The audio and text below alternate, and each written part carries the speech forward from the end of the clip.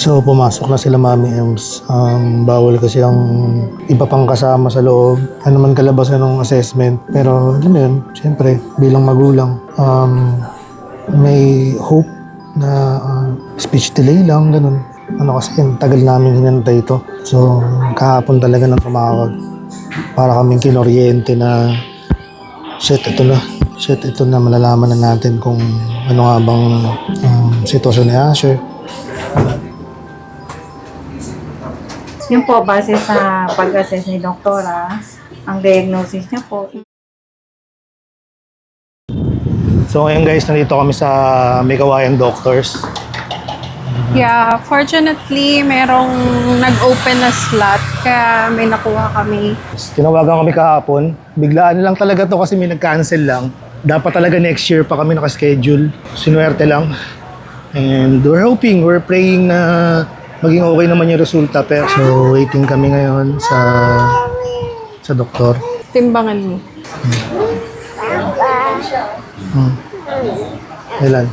13.5. 13.5. No buhat. No buhat. Big boy na eh. Big boy na yun eh. Sit. No. Sit lang, sit. Huwag na buhat, anak. Wait daw. Ito na lang sa mama para mas sa'yo si Asher. Ano po yung pinaka-concern, ma'am? Bakit siya ipapasok? Magsasalita na Ay, sorry po. Na, May mga words po siya, pero... hindi pa masyado. Yes, Ginagaya niya kasi naman hindi po yung mga nasa TV. Mari, kakanta rin po siya. Pero pagka kakausapin mo siya, ayaw, hindi naman siya masyadong ano. Saka hindi pa rin po namin siya nakukuman, hindi pa siya nakakapag-construct ng sentence. Mga one word lang po. One word lang. Sa pagkain naman, ma'am, picky eater ba siya? May Hindi. mga ayaw ba siyang pagkain? Hindi naman. Hindi lahat naman, naman, lahat kinakain po. Opo. Pati po yung nasa sahig. Yun yung plate niya. Ah, yung floor. Kilalaglag niya muna. Yung ano, Asher, dito lang. So guys, may ano kasi, ano ba yun? Pinirmahan kong kontrata. Merong NDA. bawal mag-phone. So kailangan pagpasok doon, wala kang bitbit, pati bag mo iiwan. So kami dalawa lang talaga ni Asher. Nakabad na. Yan. Anong naramdaman mo? Tatay. Natay ka? Sa ka ba? Actually, nung tinawagan ka palang kahapon, kinabahan na talaga ako. Hindi ko alam. Though, sabi naman nga natin, di ba? Na tatanggapin naman talaga natin kahit anong maging diagnosis. Pero may kurot pa din ng very, very light. So, pumasok na sila Mami Ems. Bawal kasi ang iba pang kasama sa loob. So, sinabi rin ni Mami Ems kanina, bawal ang cellphone, any gadgets, bag, lahat iiwan. Sabi nung secretary, depende yung tagal sa magiging response or kung paano magiging assessment ng bata. So kung maganda yung response niya sa mga ipagagawa, mabilis lang matatapos. Kung kinakabahan si Mami Ems, kinakabahan din ako kasi ano man kalabasan ng assessment. Pero yun, siyempre, bilang magulang, may hope na speech delay lang, ganun. Alas 9, nakaschedule, pero mag-alas 10 na.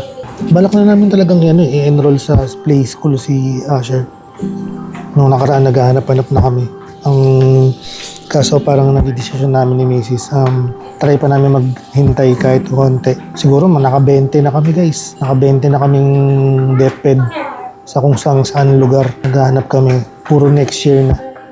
Ano pa lang ngayon? August pa lang. Parang January pa lang naghahanap na kami. O last year pa nga ata. Naghahanap na kami. Pero August na. Ngayon pa lang kami na schedule. Pero thankful pa rin kami na naisingit kami. Sobrang seryoso tuloy ng vlog na to. Ano kasi tagal namin hinantay ito. So kahapon talaga nang tumawag. Para kaming kinoryente na shit, ito na, malalaman na natin kung ano nga bang sitwasyon ni Asher. Tapos daming problema eh. Actually problemado kami sa pera. Pero amazing kasi totoo yung sinasabi nilang God will provide. Talagang may unexpected na blessing. Lord, thank you, Lord. Lord, baka naman, pang Hong Kong lang. sorry. Sakto, may mas. Magsisimba muna tayo dito.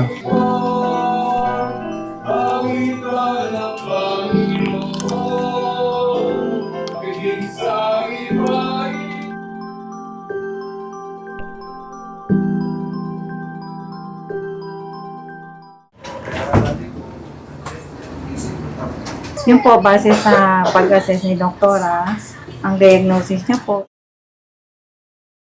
So, nandito na kami sa kotse, guys. At hindi ko pa alam kung ano yung naging assessment. Ngayon pa lang kasabi ni Mami Ems. So, i-explain niya kung ano yung assessment ni Asher. So, ano? Ready ka na ba? Ano, huwag mo mapakita yung suso. Tagal na akong ready, di ba? Sabi ko nga sa'yo. So, whatever it is.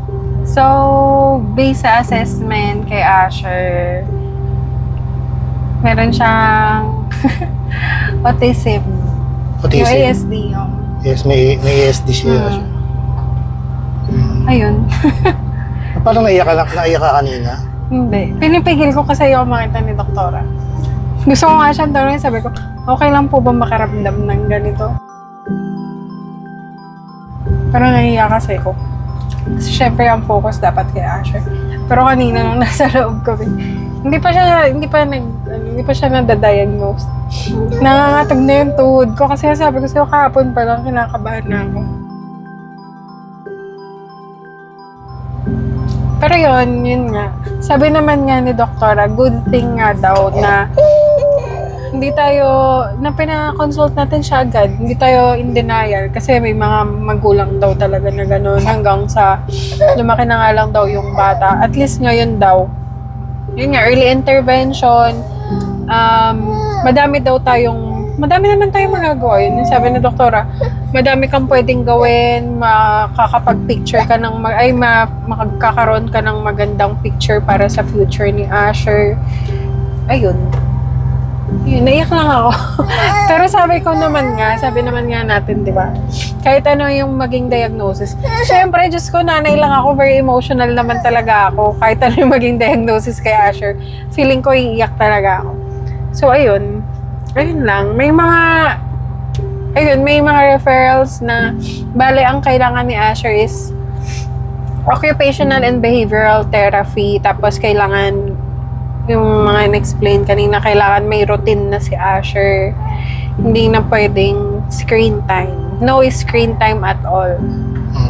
So, good luck sa'yo. Benta ko ng TV. Bebenta ko TV, anak.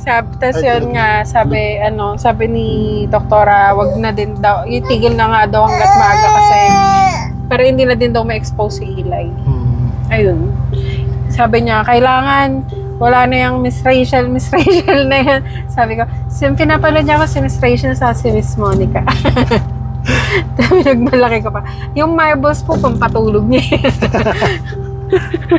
Proud ka pa, lintik ka. Nung nalaman niya na nurse ako. Parang naging questionable yung mukha niya. Yun nga, in-advise ako na pwede tayo mag-apply ng PWD ID for Asher kasi meron na palang ID ang mga ganong disorder, and then meron daw parang financial assistance na makukuha sa DSWD for that particular diagnosis kasi nga medyo magastos yung di ba, yung mga therapy, yung mga follow-up.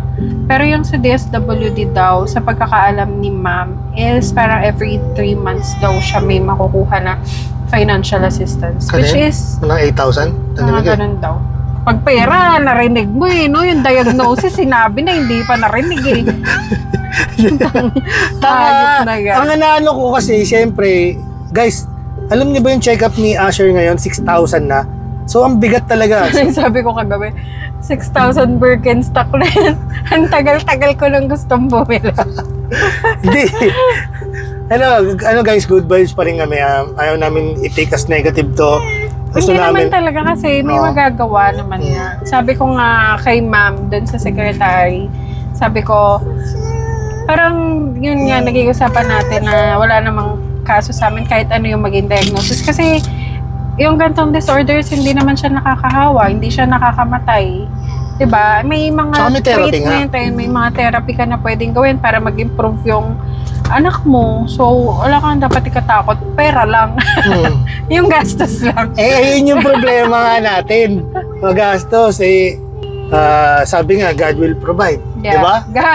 God, baka naman. Mingi kami ng mga donasyon. Para po sa therapy ni Asher.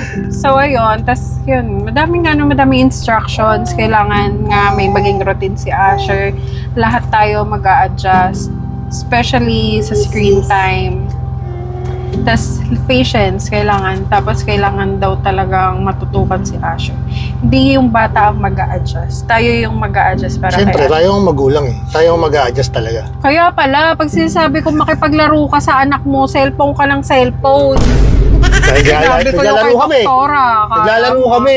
Sabi- Laro tayo ng gusto mo maglaro ng Dota? Laro tayo Dota nak. Buti na lang ngayon ko lang nalaman yung may assistance pala pag ganong case, no. So ngayon para sa DSWD kukuha tayo ng pera, no. Ano ba, meron daw mga mahigpit na daw sila mag-release ng medical certificate kasi yung ibang mga magulang daw hindi talaga ginagamit para sa therapy ng anak. Anong klaseng mga magulang kayo? Oo nga, bakit ganun? Ba't ganun? Ikaw nga iniisip mo na Hindi, kung saan mo gagamitin. pangungkong. Joke lang. Hindi, malaking tulong kasi yun. Oo. Dapat kaya nga binibigay ng gobyerno yun. Ang laking tulong nun At Yeah. least alam natin na Kung may ganun, kahit every 3 months siya, pwede na din kesa wala. Di ba? Baka lakihan mo pa, bongbong. For me, at least ito na-assess na siya at alam na namin kung ano yung gagawin. Ito talagang tagal na namin inintay ito. Sa akin, di naman, wala naman masyadong sa akin. Kasi alam ko naman na magagampanan pa rin natin ang dapat nating gampanan sa ating anak. No? Oh. So, Saka walang magbabago sa pagtingin namin kay Asher. Kahit kaninong awesome kids pa yan. No discrimination. May mga makikated lang talaga ng utak na triggered. So, yun lang, guys. Kaya natin to sa mga awesome parents. Well, awesome parents na din tayo. yay! Ba't ka nag-celebrate So, ka? yan, sa mga awesome parents din dyan, fighting lang. Mag-update pa din kami. For now, may list kasi na binigay ng mga centers na pwedeng pag-applyan ni Asher for occupational and behavioral. So, ayun, mag-update pa din kami. Baka naman, mga center dyan. Bye-bye ka na, Asher! Bye-bye! Bye-bye, Asher! Bye-bye, friend! Wala ka ng ganun. Wala lang Miss Rachel. Sabi, kung gusto daw ni Asher na kakanta, sabi ko, ako na lang. Oo daw talaga, dapat ako na daw si Miss Rachel ng buhay ni Asher. Gusto mo lalabas ako? Hindi Ako yung gaganap na tomboy. Yung tomboy Si doon. Justin Bieber. So, So, yun lang guys. Good vibes pa din. Bye-bye!